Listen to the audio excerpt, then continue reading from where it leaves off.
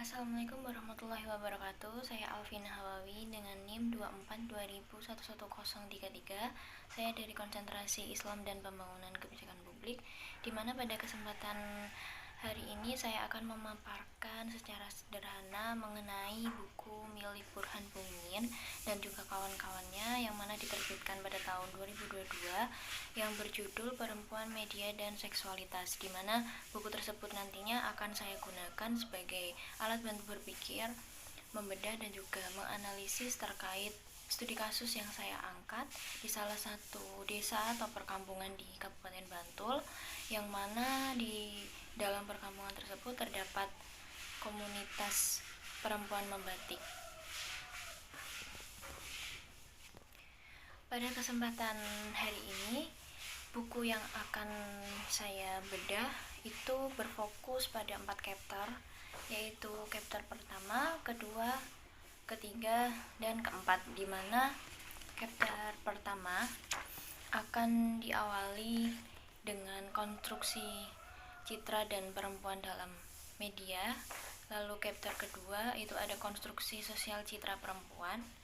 Yang ketiga ada kebebasan perempuan Indonesia, dan yang terakhir atau yang keempat adalah kemerdekaan perempuan di era postmodern.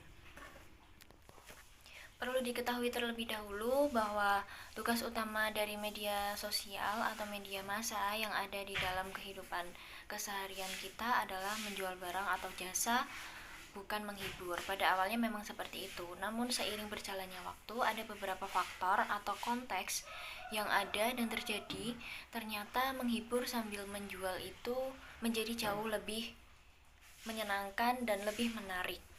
Dorongan kapitalisme menjadikan suatu postingan atau hal yang dipublish sebagai perantara pencitraan mengenai atau terhadap produk-produk yang ditampilkan. Tampilan yang kuat, menarik, berbeda, memiliki kemungkinan lebih besar untuk dilihat dan membuat penonton atau pihak-pihak eksternal menjadi lebih tertarik. Konstruksi sosial memiliki peran yang signifikan dalam membangun kepercayaan, identitas, pola, patokan publik akan sesuatu yang ada dan terjadi. Meski pada hakikatnya konstruksi tersebut bersifat semu, tidak abadi, dan dapat berubah-ubah sesuai perubahan dan perkembangan kondisi serta masyarakat itu sendiri. Dalam perkembangan masyarakat, terlebih saat ini di mana masyarakat lebih modern dan multikultural, tentu saja menciptakan berbagai keragaman. Keragaman tersebut salah satunya adalah ada pada citra perempuan, yang mana penekanan terhadap pentingnya perempuan untuk selalu tampil menawan dengan tetap mempertegas sifat atau hal yang berkaitan dengan kewanitanya seperti kelembutan, kelemahan, manja, dan sebagainya.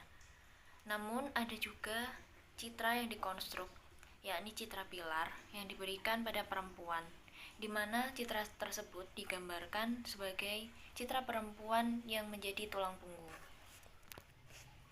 Citra pilar tersebut menggambarkan bahwa perempuan ini sebenarnya mampu sederajat dengan laki-laki.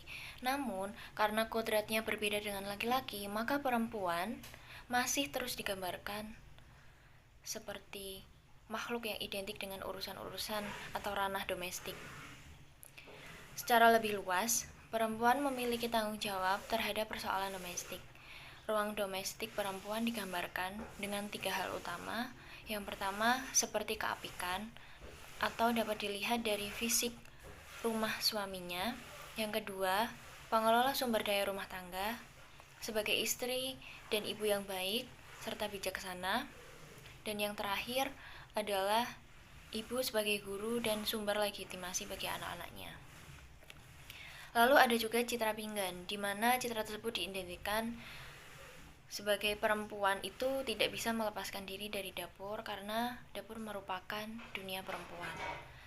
Lalu ada citra pergaulan, di mana citra ini ditandai dengan pergulatan perempuan untuk masuk ke dalam kelas-kelas tertentu yang lebih tinggi di masyarakatnya. Pencitraan perempuan seperti yang telah dipaparkan secara sederhana dan singkat tersebut tidak hanya sekedar dilihat sebagai objek, namun juga dilihat sebagai subjek. Perempuan dalam menempatkan dirinya dalam realitas sosial itu telah masuk ke dalam dunia hiperrealistik, di mana sebuah dunia yang hanya ada dalam media, dunia realitas yang dikonstruksikan oleh media. Lalu ada juga citra maskulin, seperti ketangkasan, keberanian menantang bahaya, keuletan, keteguhan hati, dan lain sebagainya, yang mana hal-hal tersebut biasanya atau seringkali masih diidentikan dengan laki-laki, namun saat ini hal tersebut bisa atau lekat dengan perempuan.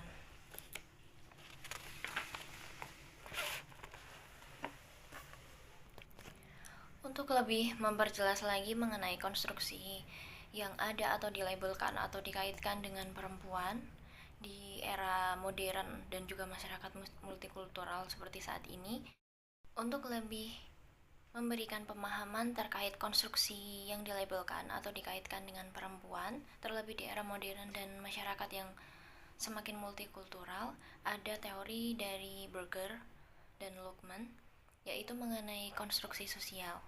Konstruksi sosial atas realitas dilakukan melalui proses-proses sosial, institusionalisasi, legitimasi, dan sosialisasi atau disingkat ELS. Proses sosial tersebut dijalankan melalui proses stimulan yang lain, yaitu eksternalisasi, objektivasi, dan internalisasi. Sebelum masuk pada studi kasus yang saya angkat atau saya teliti mengenai komunitas perempuan membatik di salah satu perkampungan atau desa di Kabupaten Bantul, saya akan menyampaikan mengenai sejarah singkat komunitas tersebut.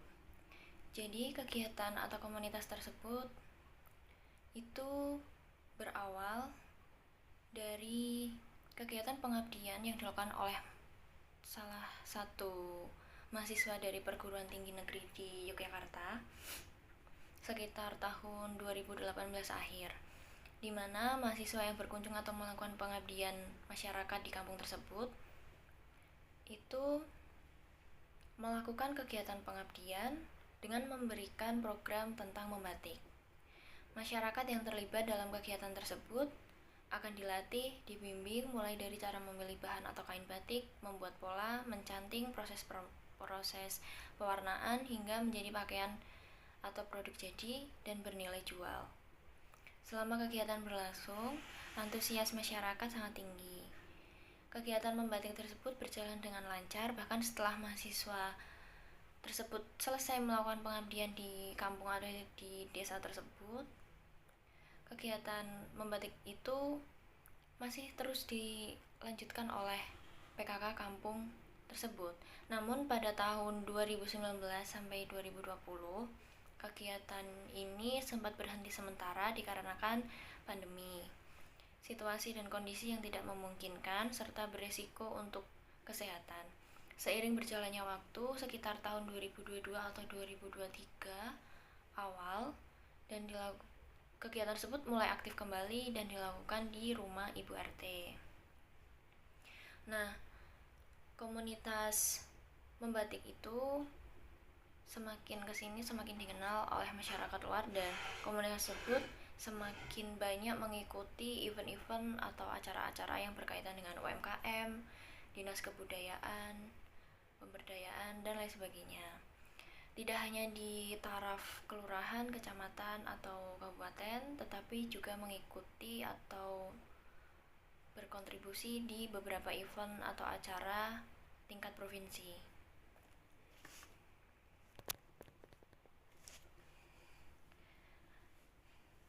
Lalu, apabila dikaitkan dengan teori dari Berger yang yaitu mengenai konstruksi sosial, yang pertama adalah konsep eksternalisasi, di mana penyesuaian diri dengan dunia sosial budaya itu dilakukan oleh individu ataupun kelompok dalam suatu daerah atau masyarakat.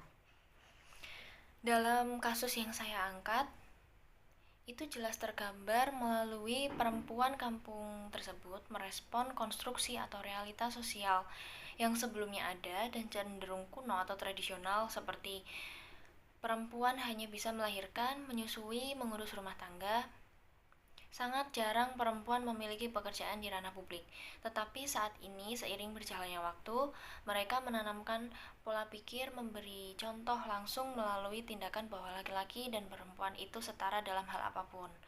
Perempuan boleh memiliki pekerjaan dan juga relasi yang luas. Perubahan dan perkembangan sosial seperti ini juga didukung oleh laki-laki yang ada di kampung tersebut, terutama para suami, sehingga mempermudah proses eksternalisasi yang harmonis dan dinamis. Dan perlu diketahui juga bahwa masyarakat di kampung tersebut sudah mulai menyadari bahwa pada dasarnya kehidupan ini berubah-ubah dan tidak tetap, sehingga ketika ada perkembangan atau perubahan kita harus selalu siap dan harus selalu bisa mengadaptasikan ke dalam internal kehidupan ataupun sosial kemasyarakatan. Lalu untuk proses objektivasi, yaitu adalah proses di mana masyarakat atau individu mulai memahami situasi kondisi yang terjadi, seseorang atau kelompok menjadi atau mengalami perubahan dan juga perkembangan, seperti pada pandangan, pemikiran, dan juga tindakan. Hal tersebut didapat melalui adanya interaksi sosial. Setelah itu, seseorang atau kelompok memproses dan menerapkan di keluarga atau ruang institusi mereka untuk menjadikan ranah tersebut lebih baik. Jika dikaitkan dengan kasus yang saya angkat atau saya teliti, itu seperti bisa dicontohkan atau dilihat, yaitu melalui masyarakat kampung tersebut, terutama masyarakat perempuan ya, khususnya perempuan, anggota komunitas menyadari bahwa perubahan dan juga perkembangan zaman itu, terlebih lingkungan mereka sudah terbilang modern dan multikultural, di mana ada banyak perbedaan agama, pendidikan, sosial, budaya, etnis, dan sebagainya. Dari realitas tersebut tentu memengaruhi kehidupan sosial masyarakat yang ada pada desa atau kampung tersebut. Perbedaan yang ada dimaknai secara positif oleh mereka, ditambah dengan adanya perantara kegiatan mahasiswa tadi, yang mana akhirnya membuat batik dan diteruskan oleh masyarakat di kampung tersebut, memberi perubahan signifikan. Membatik juga dijadikan sebagai sarana aktualisasi diri perempuan, pekerjaan, tambahan penghasilan, semakin terbukanya pola pikir akan kesetaraan, dan sebagainya. Masyarakat juga mampu memahami kondisi dengan baik, melakukan perubahan positif melalui kegiatan membatik yang dampaknya terbilang luas, seperti hilangnya budaya patriarki, lalu kontribusi dan keterlibatan perempuan di ranah publik semakin meningkat, dan masih banyak lainnya. Lalu yang terakhir ada proses internalisasi, di mana proses tersebut individu atau kelompok menyerap nilai-nilai yang ada dalam kehidupan, mengenali diri sendiri, menyadari sesuatu yang salah dan benar, yang mana dalam proses ini dapat berdampak pada diri individu itu sendiri atau kelompok. Salah satunya adalah berkaitan dengan perilaku. Contohnya, atau jika dikaitkan dengan kasus, seperti para anggota adalah kebanyakan ibu-ibu. Suami mereka tidak pernah melarang para istri untuk terlibat dalam pekerjaan ini atau kegiatan membatik. Mereka mendukung secara penuh tanpa khawatir nanti istrinya akan meremehkan mereka, relasinya yang akan jauh lebih luas, tidak mengurus anak, tidak mengurus rumah, tidak mengurus suaminya, dan sebagainya. Masyarakat terbilang sadar tentang makna kesetaraan laki-laki dan juga perempuan. Perempuan di sana pun menjadi perempuan yang berdedikasi dan bertanggung jawab dengan pekerjaan, juga kodratnya sebagai seorang istri dan ibu. Masyarakat menormalisasi perempuan mandiri, pekerja, sibuk dengan berbagai kegiatan, dan sebagainya. Untuk lebih jelasnya mengenai eksternalisasi tadi, juga dapat dilihat melalui kontribusi perempuan dalam pelestari budaya dan kesenian lokal yang dimiliki, mengkolaborasikan kesenian dengan batik yang saat ini masih terus dikembangkan. Proses ini juga melahirkan makna sosial atas peran perempuan sebagai penjaga budaya. Lalu yang kedua, berkaitan dengan objektivasi atau konsep objektifikasi dalam teori konstruksi sosial, di mana perempuan tidak hanya dilihat sebagai pengrajin batik, melainkan juga sebagai simbol adanya kolektivitas dan masih berlangsungnya pelestarian budaya serta etos kerja yang tidak bisa diremehkan begitu saja. Peran mereka dalam kehidupan sosial menjadikan struktur atau konstruksi yang ada tidak lagi kaku dan juga mengekang, melainkan dianggap alami atau memang seharusnya begini. Atau memang seharusnya, ya memang sudah seharusnya laki-laki dan perempuan itu tidak ada perbedaan.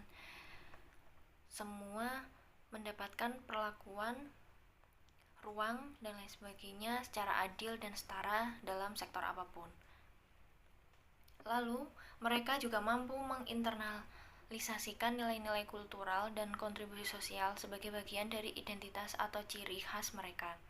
Mereka menganggap ini juga bagian dari panggilan budaya, tidak hanya sebatas pekerjaan. Mereka telah menganggap peran sosial sebagai bagian penting dari diri mereka sendiri. Dan perlu diketahui juga bahwa prinsip dan konstruksi sosial yang ada pada masyarakat kampung tersebut, selama itu hal yang baik, maka silahkan dilakukan. Pemikiran realistis soal kebutuhan hidup dan sebagainya menjadi salah satu faktor perempuan mendapatkan kebebasan dan juga motivasi untuk melakukan beragam aktivitas tanpa khawatir diberi label negatif. Lalu jika dikaitkan atau relevan tidaknya dengan buku milik Burhan Bungin dan juga kawan-kawan yang berjudul Perempuan, Media, dan Seksualitas, itu dapat dilihat seperti perempuan dan laki-laki berhak mendapatkan akses kedudukan dan kesempatan yang sama. Dalam kasus ini, media sebagai refleksi juga representasi bahwa perempuan khususnya di komunitas batik tersebut tidak hanya dikenal secara seksualitasnya saja, yaitu sebagai makhluk yang hanya bisa hamil, melahirkan, menyusui, dan melakukan pekerjaan domestik atau pekerjaan rumah. Perempuan saat ini seharusnya sudah diberikan ruang dan hak penuh dalam hal apapun itu. Konstruksi sosial yang tidak masuk akal, mengekang, dan membuat bodoh perempuan tidak lagi ada di kampung tersebut. Budaya patriarki sudah tidak terlihat, terbukti dengan kebebasan perempuan, laki-laki tidak keberatan melakukan pekerjaan rumah dan bergantian mengurus anak, tidak khawatir atau marah istrinya punya pekerjaan dan juga relasi di luar.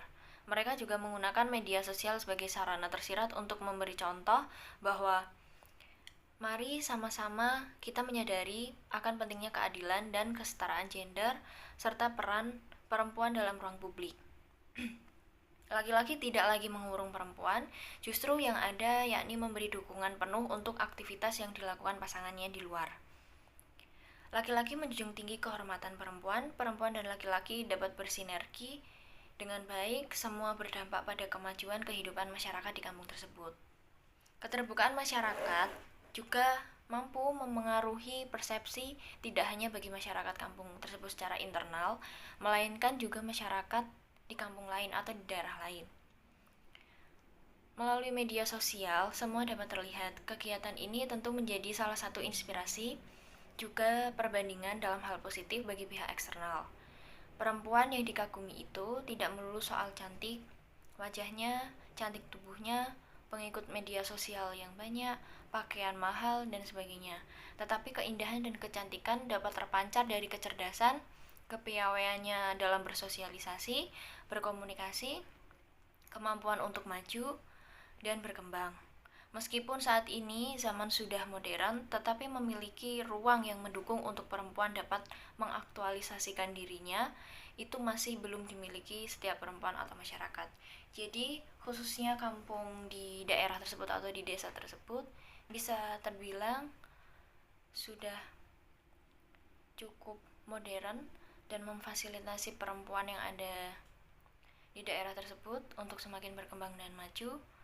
Dan terbilang perempuan yang ada di desa atau di kampung tersebut adalah perempuan-perempuan yang beruntung karena mereka diberikan ruang penuh, mereka diberikan kebebasan penuh untuk mengembangkan diri mereka dalam hal apapun. Salah satunya adalah melalui komunitas batik tulis ini. Perempuan, dimanapun mereka berada, adalah tiang bangsa sehingga kemampuan dan peran mereka yang sama dengan laki-laki akan memperkuat tiang bangsa. Di sektor publik, perempuan dan laki-laki memiliki derajat dan kesempatan yang sama, namun perempuan tetap mendapatkan kehormatan dan kemuliaan di mana saja mereka berada.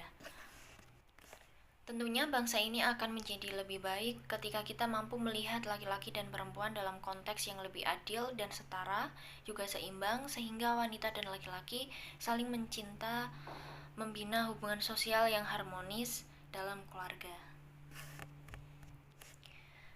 Berikut pemaparan sederhana saya mengenai buku milik Burhan Bungin yang berjudul Perempuan, Media dan Seksualitas, dan saya kaitkan dengan kasus yang saya teliti atau saya tulis mengenai komunitas perempuan membatik di salah satu perkampungan atau desa di Kabupaten Bandung.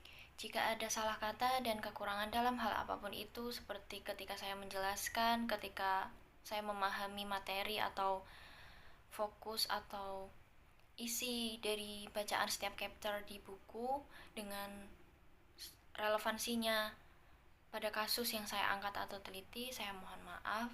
Sekian dan terima kasih. Wassalamualaikum warahmatullahi wabarakatuh.